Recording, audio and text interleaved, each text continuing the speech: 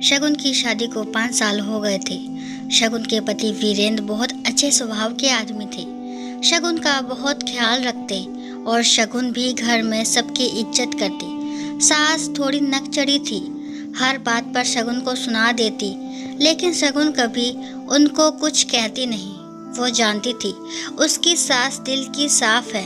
एक दिन सारे काम करके शगुन अपने कमरे में बैठी थी, तभी सास आई। बहू, तुझसे वीरेंद्र ने कुछ कहा? शगुन के कमरे में दाखिल होते हुए सास ने कहा। ना, नहीं तो माँ।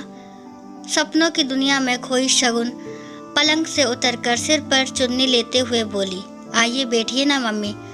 शगुन ने पलंग पर बिछी चादर को ठीक कर दिया। बेटा तू खड़ी क्यों है? आ इधर मेरे पास बैठ।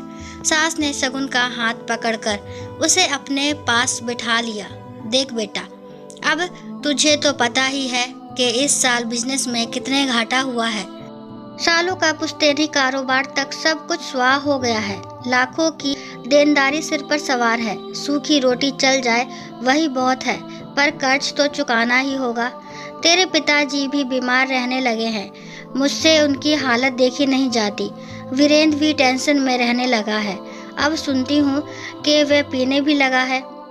देख बेटी, अगर तू अपने पिताजी से 5 लाख रुपए मांग ले तो वह एक बार फिर से कोशिश कर सकता है। सास ने सीधे सादे शब्दों में स्पष्ट रूप से सब कुछ कह दिया। पर माँ, पिताजी पर तो पहले से ही 3 लाख रुपए का कर्ज है। अब भैया के गुजर जाने के बाद घर में कोई कमाने वाला भी तो नहीं है। पेंशन के पैसों से ही बड़ी मुश्किल से घर चल रहा है। शगुन की आंखों से आंसू बहने लगे। सब ढकोसला है। क्या मुझे नहीं पता कि बाजार वाले घर का भी किराया आता है? सास को तनिक भी दया नहीं आई। पर मम्मी, उसका तो केस चल रहा है। सारा किराया कोर्ट कचहरी में खर्चे और वकील की फीस में चला जाता है। शगुन ने सिसकते हुए कहा। माँ, अगर घर के हालत ठीक होते तो मैं कह देती पिताजी से, लेकिन उनके हालत खुद अच्छी नहीं। मैं अपनी परेशानी उनको नहीं दे सकती। वीरेंद्र कुछ ना कुछ कर लेंगे, मैं सब जानती हूँ।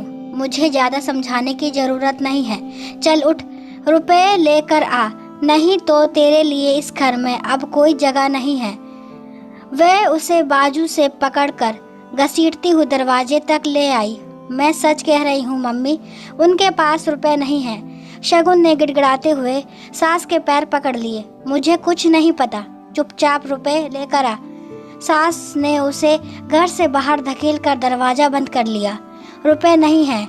ओह, वह बड़बड़ाते हुए किचन की ओर चल दी। लगभग 20 मिनट के बाद घर की घंटी बजी। उसने सोचा शगुन ही होगी, कमबख्त ऐसे नहीं मानेगी। अभी ठीक करती हूँ। हाथ में छड़ी लेकर वह दरवाजे तक बढ़ी, लेकिन दरवाजा खोलते ही उनके होश उड़ गए। सामने रोती बिलखती उसकी अपनी बेटी सोनिया खड़ी थी।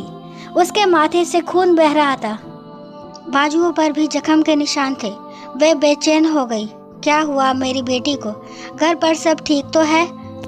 माँ, रमेश ने मुझे बहुत मारा, घर से भी निकाल दिया। कहते हैं नई गाड़ी खरीदनी है, 15 लाख रुपए चाहिए। पर बेटा, हमने शादी में मारुति दी तो थी। माँ का चेहरा एकाएक गुस्से से तमतमा उठा। वे कहते हैं कि ये मिडिल क्लास कार है, उनके स्टैंडर्ड की नहीं है। उनके दोस्त उनका मजाक उड़ाते हैं, उन्हें बड़ी कार चाहिए। उन्होंने मुझे बहुत मारा माँ। वे आप सबको भी गालियाँ देते हैं। वे फबक फबक कर रोने लगी। चुप हो जा मेरे बेटे। माँ ने उसे गले लगा लिया। कहते हैं ना, जैसा करोगे वैसा ही भरोगे। आज शगुन की सास को यह कहावत सच होते हुए दिखाई दी। उसकी आंखों के सामने बहू का रोता बिलखता चेहरा उभर आया। वो बेटी को छोड़ बहू को लेने बाहर भागी। शगुन बाहर बैठी थी चुपचाप। वो बहू को अंदर ले आई। चुप हो जा शगुन, ये तेरा ही तो घर है मेरे बेटे। मैं तेरी गुनहगार हूँ। मैं तुझे कभी परेशान नहीं करूँगी, सदा अपने सीने से लगाए रखूँगी। वह रोने लगी। अपनी माँ को माफ़ नहीं करेगी बेटी। और एक माँ ने अपनी बहू को सीने से चिपटा लिया। आज उसे एहसास हो गया था कि बहू भी बेटी है। उसे दहेज के लिए तंग करना एक ऐसा गुनाह है जिसका कोई प्रायश्चित नहीं। हमें अपने किए की सज़ा दुनिया में मिल जाती है, लेकिन बस इंसान उसको समझ नहीं पाता। अगर आप किसी की बेटी के साथ गलत करोगे तो कहीं ना कहीं वो घूम कर आपके पास आ जाता है। इसीलिए हमें किसी की बेटी के साथ कुछ गलत करने से पहले हमें अपनी बेटी के बारे में ज़रूर सोचना चाहिए। बेटियां सबकी बराबर होती हैं। दोस्तों, आशा करती हूँ ये कहानी आपको ज़रूर पसंद आई होगी। कहानी पसंद आती है तो प्लीज़ मेरे चैनल को लाइक, शेयर और सब्सक्राइब करना ना भूलें। और इस कहानी के बारे में आपके क्या विचार हैं कमेंट बॉक्स में ज़रूर बताएं। और कहानी को लास्ट तक सुनने के लिए थैंक यू।